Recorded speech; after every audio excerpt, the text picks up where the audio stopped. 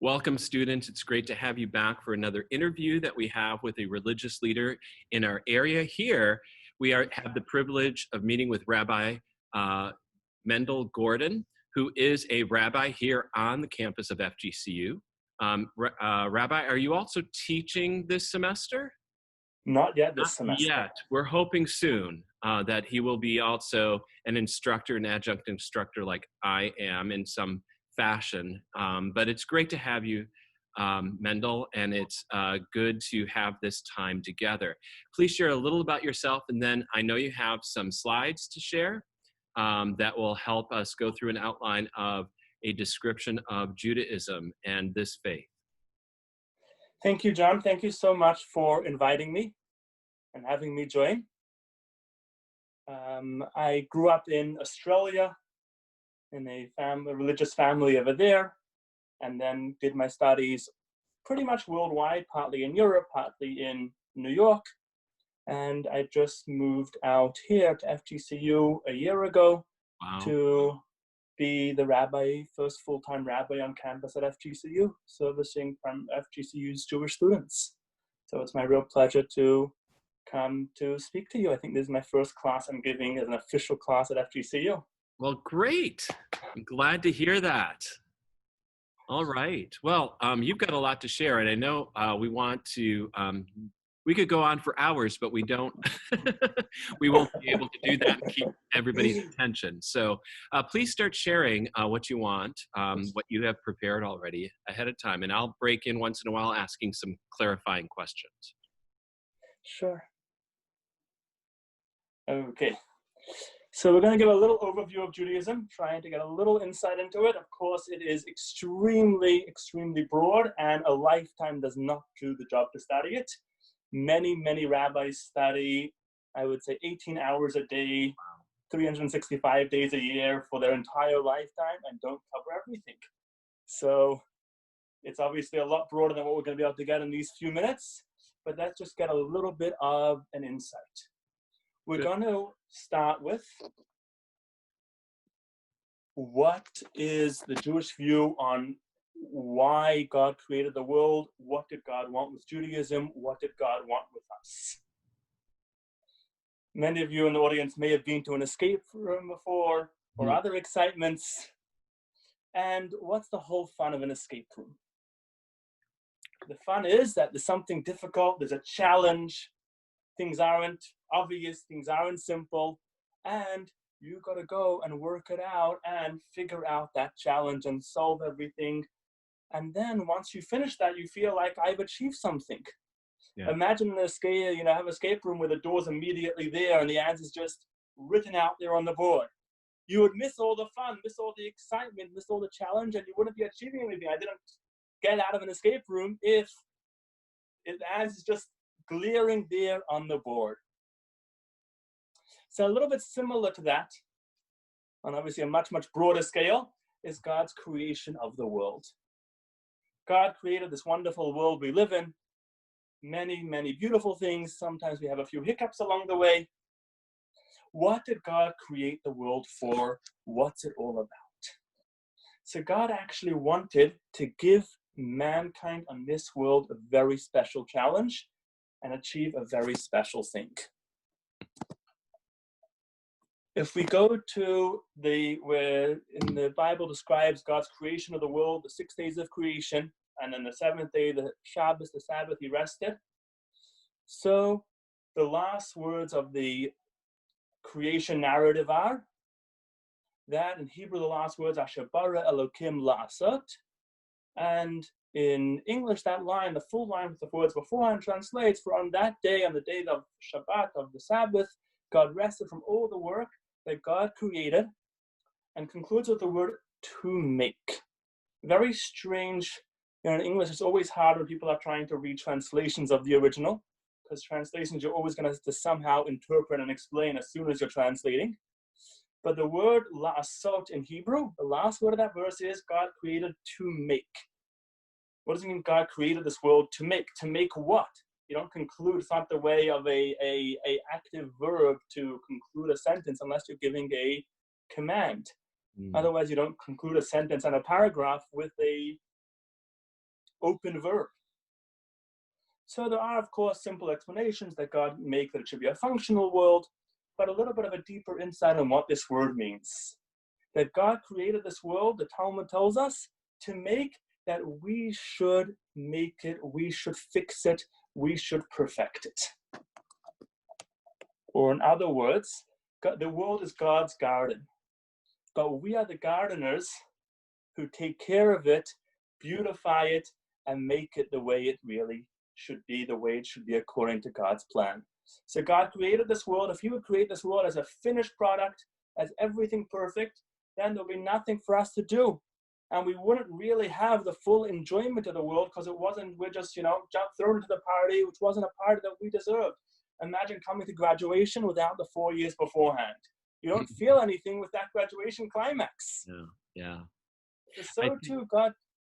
Yeah, that makes a lot of sense. I think there are a lot of people who have kind of almost understood when, from the Hebrew scriptures, that when God created the world, it was, quote, perfect, which means totally complete. But the word, I think, in Hebrew, in Genesis 1 is tov, good, or very good, which means it was the way he intended it to be.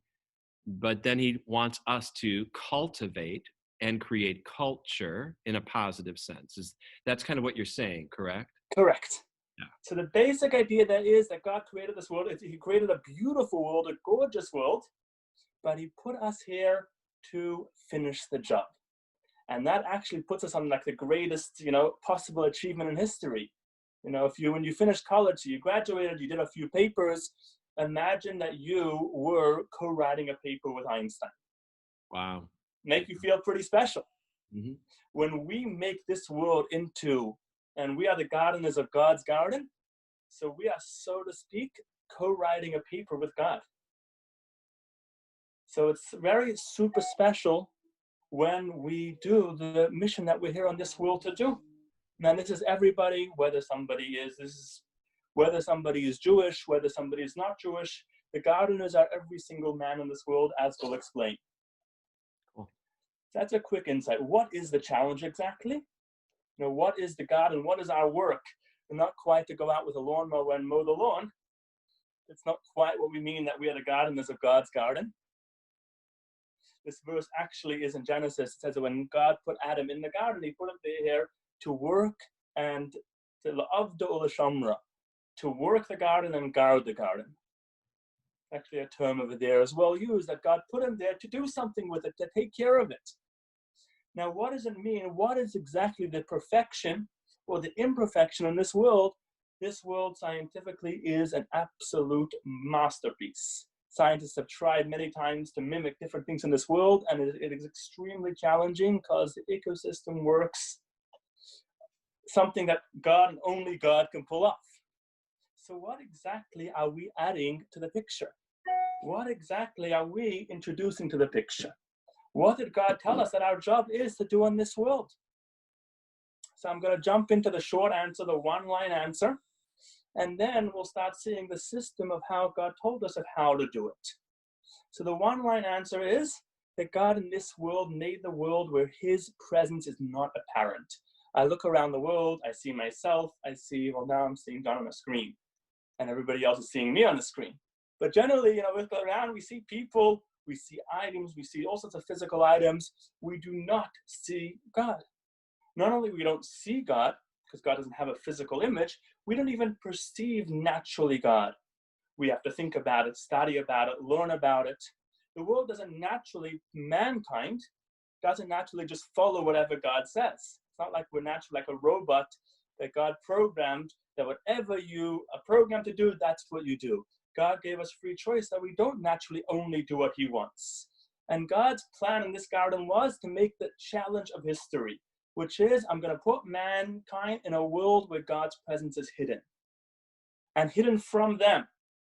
And giving them a few clues like that escape room, I am going to give them the mission to find God and reveal God in this world and run this world according to my plan. So this is the ultimate challenge that God gave us, as we'll see further some more details of what this conveys.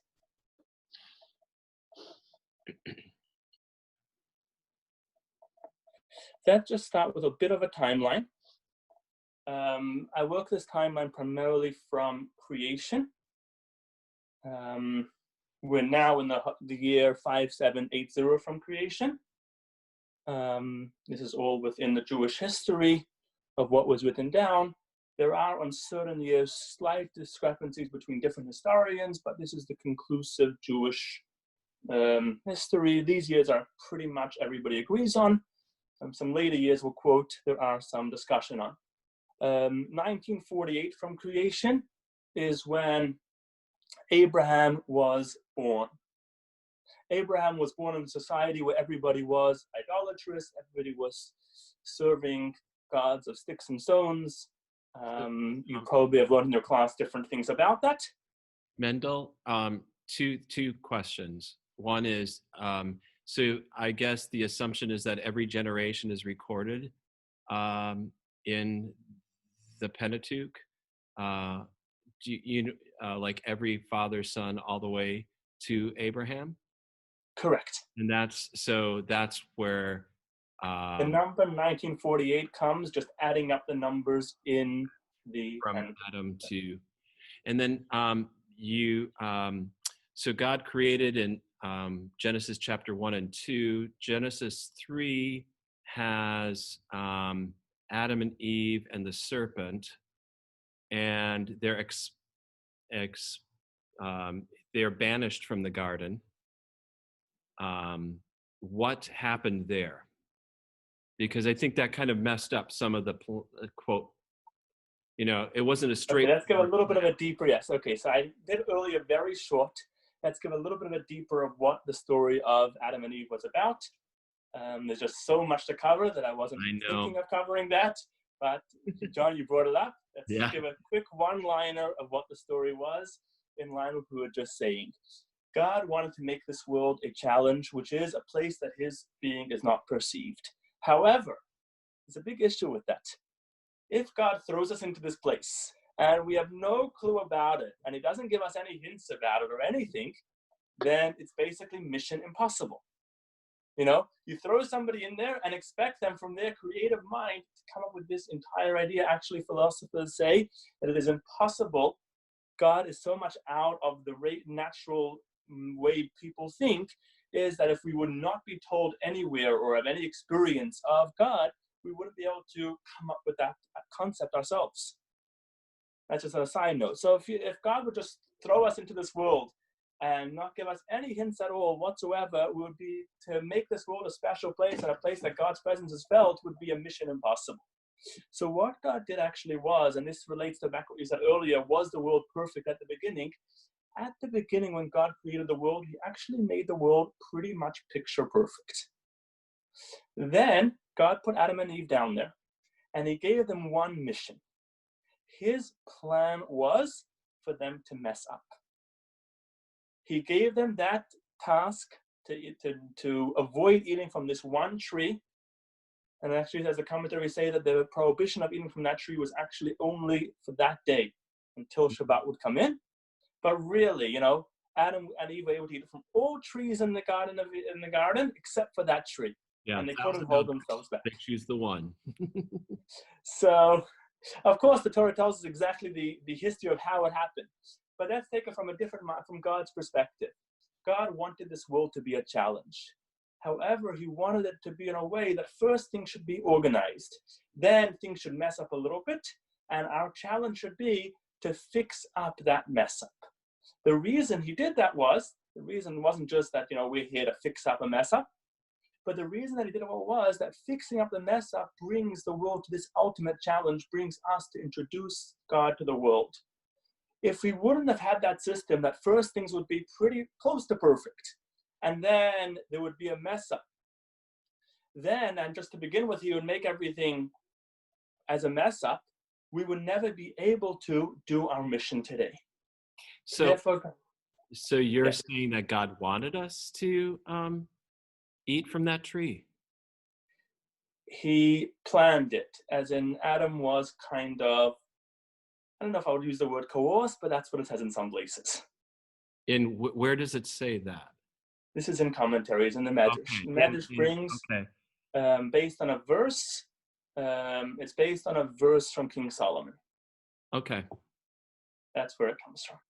There's a verse, Neira Alila al Bnei Adam, that was kind of, as in God put him into the situation that he should fail. He didn't want him to fail, but he put him in the situation that he should fail. But the purpose was that through that, we would get to a much greater stage. That doesn't mean that I should go ahead and go out there and go be a terrible person, because God never wants me to do the wrong thing. But in a situation where we see in history, you know, and if you think about it, that the story doesn't really fit too well, really. Adam and Eve heard God directly say, don't do it. Right. And they could do anything else, and this is the only thing they couldn't do. So of course there's different explanations of why and how they were convinced, etc. But still, this itself that they were convinced, God made it such a heavy test that the purpose was that they should fail and then be able to rectify it. Okay. Let's move along a little bit in history. Yeah, I'm sorry. So that's then, okay. Just to move generally through history, through Genesis. Okay. Right after creation was the whole story with Adam and Eve. 1,500 years later was the story with the flood. The flood happened in the year 1656 from creation. Okay. Abraham was born again in 1948. The easy way to always remember it is because Israel was founded in 1948 of our years. Yeah. That's a number that you can't, it's quite easy to remember. Okay.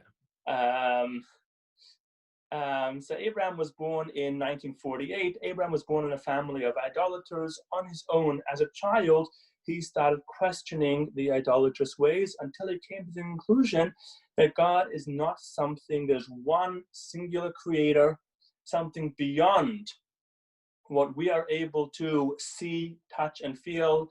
God doesn't have a physical body. Until then, all of mankind, I should correct this. Originally, Adam had communication with God. He knew who God was. But over time, society started getting other ideas, and the whole history, how and why, and a sociological explanation how and why this happened, but society moved to idolatrous ways. So looks like you're about to ask me how. No. I'm just wondering about Abraham. Terah, his father, was an idolater. It says that in Joshua. But where does it say in the Pentateuch, in the Torah, that Abraham came to understand prior to his call from God in Genesis 12 that he believed in one God, unlike his fathers? But here again, this is from a medrash. Okay. The medrash is the oral commentary, the oral tradition that we have from the time of Moses. And that was written, we'll get there later, maybe when it was written about 2,000 years ago. Okay. But this is again from a medrash, and there's a whole explanation actually why the Torah doesn't record this whole story. There's also a reason, everything has a reason of what is recorded and what's not written down, and just an oral tradition has a reason why as well. Okay. So Abraham discovered the idea of monotheism on his own. Monotheism is the idea that God is, I don't know if it's the exact same scientific approach that you've taken in this class, but monotheism is that God is one being which is beyond the world, that we cannot see, touch, or feel. He doesn't have any physical body, and he is the one creator and higher power of the world. So Abraham discovered that on his own. After he discovered that was when God revealed himself to him, and like we have in the story recorded in the Torah, that God came to Abraham and leave his house. It actually says that before then, Abraham already gave up his life for his beliefs. The story in a very short was that Abraham's father had a store which sold idols. Abraham, with his belief system, one day was taking care of the store, and of course didn't hold of anything that happened in the store. He wasn't the biggest shrewd businessman to keep a business going regardless of his beliefs. And he ended up smashing all the idols. So this is also in the Midrash? This is also in the Midrash. Okay. He smashed all the idols. After that, the king, Nimrod, arrested him and sentenced him to death to be thrown into a furnace. Abraham was thrown into the furnace for this, and miraculously he survived. Okay. Just a quick Yeah. insert on that. Moving along, Yeah. Sorry. Abraham's family. So he was the first, what we call the first Jew. But he was the first one which moved and led towards the whole foundation of Judaism, Mount Sinai, as we'll get to soon. Right. 2238 from creation. So it's about 200 years later. Mm-hmm. Jacob and his family moved down to Egypt. So close to 200 years later. And then while they're in Egypt, that's a whole story for itself with Joseph. While they're in Egypt, they eventually become slaves. That's a whole story recorded. And then finally, in the year 2448 from creation, which is 1312 BC, the Jews finally leave Egypt. That's when God tells Moses to go down to Egypt, do the 10 plagues, and force Pharaoh to let the Jews go. Just one note, just for their reference, Jacob gets the name Israel when he wrestles with the angel of the Lord in Genesis as he returns to the land of Canaan from getting his wives. And so that's where the name Israel comes from, students, just so you know that. Okay. Very good. Good point. Okay, so the Jewish people then they came down to Egypt as 70 people, and said they left Egypt as 600,000 men, plus women and children. So go do your own sociological calculations of how many people. But there was 600,000 men aged 20 plus women and children. The census was only done men because it was was considered who was eligible, draft eligible, if they needed to fight. That was what the census. Oh, Mendel, are you there? Sorry, we lost you for a moment. I'm sorry for that. Okay. I'm back. So the Jews in 2448, the Jews march out of Egypt, a full nation of 600,000 men plus women and children. And this is called the Exodus or the Passover. This is the Exodus, which we celebrate every year, Passover. Yeah. The Jews come out of Egypt. To put in dates, they came out in April time. In the beginning of spring, they came out of Egypt, marched straight into the desert, and their destination was an unknown destination. They were going to serve God somewhere in the desert. That's what Moses told them. Moses already knew that the place was going to be Mount Sinai. But they're going into the desert with limited provisions. They had provisions for 1 month journey in the desert. Then 1 month in, they were out of provisions and they needed to start finding some other solution. And that's when God sent them the manna, the rain, the food that fell from the grain that fell from heaven. And they had a miraculous well known as the Rock of Miriam that miraculously gave out water. Anyhow, so the Jews left Egypt 7 weeks after they leave Egypt, or more correctly, 6 weeks they arrive at the foot of Mount Sinai. At the beginning of that experience, they also had the crossing of the Red Sea, not to go into that miracle right now. Too much to talk. I'll touch on some of this as well in class. So okay, I wanted to more get to Mount Sinai. Yeah, let's get to the covenant. That's the real climax. Yeah. So the Jews come to the foot of Mount Sinai. They're told that right there at Mount Sinai, they are going to experience God. Mendel, it's kind of in between slides on my screen right now. I'm moving to the next slide, but I think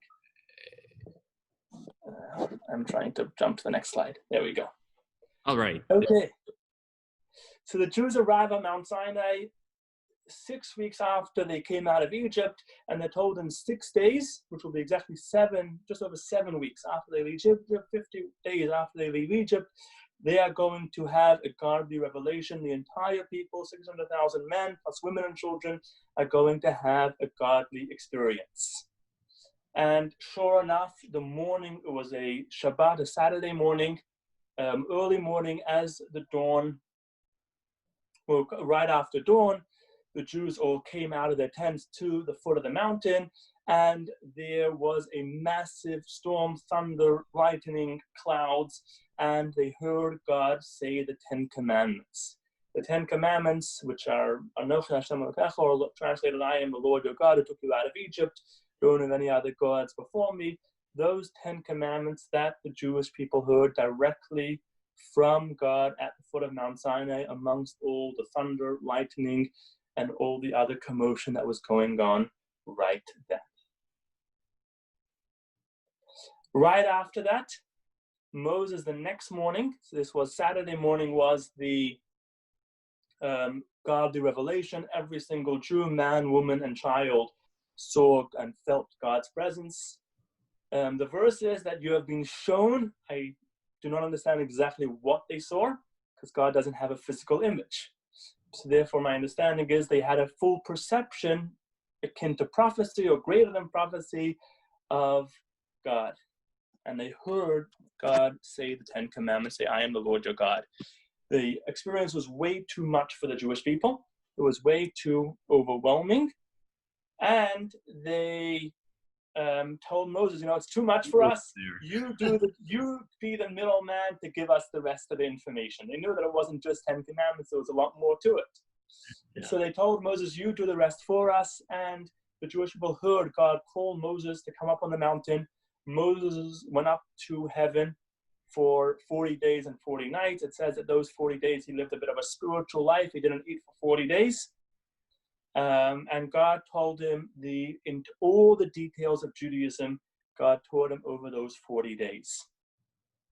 After 40 days, I just want to put this in because this is not the way the movie says it. But this is the more accurate experience and very clear in the Torah. This is the experience that 40 days later, the Jewish people miscalculated when Moses is coming back. They made a mistake that Moses wasn't coming back. There was Egyptians that had joined them, which were never very big believers when they came out of Egypt. And they said, Moses is gone. Let's find a new Moses. And that's when the Jews made the golden calf 40 days after Mount Sinai. At the climax of that, Moses comes down the mountain with the two luchot, with the two big sapphire cubes. They were,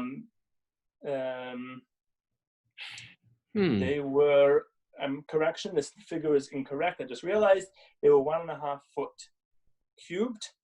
So they were each one. So they're one cubic, 1 arm's length, each one. And each one was a cube. So they were quite large. Where is that in the Midrash that there were Egyptians among them that brought them into idolatry? No, it's mentioned clearly.